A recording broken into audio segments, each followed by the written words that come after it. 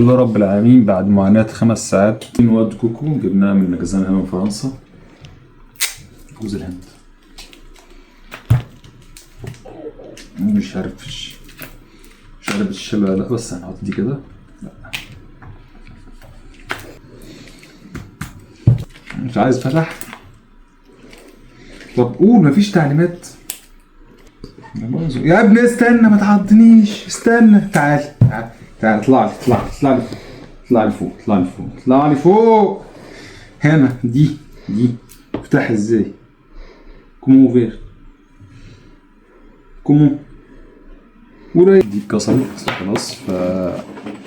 نحاول نشوف الطرق البلدي بتاعتنا.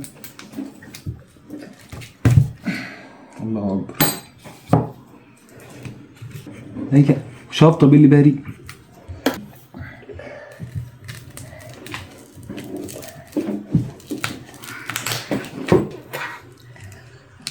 لله رب العالمين. بعد معاناة 5 ساعات قاعدين ننقب على المكان فين، كأننا بنبحث على آثار يعني.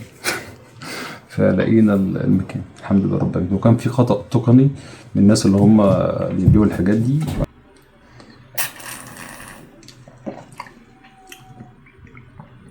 والله العظيم لو انا اعرف طعمها كده كنت عملت كل ده. انا كل ده على اساس ان انا هدوق حاجه حلوه، حاجه تستاهل يعني. بس بصراحه ليها اي طعم. ده عامل طعم بالظبط. شفتوا انتوا القصب بتاع مصر؟ دي طعم زعزوعة القصب، مش طعم جوز هند خالص يعني.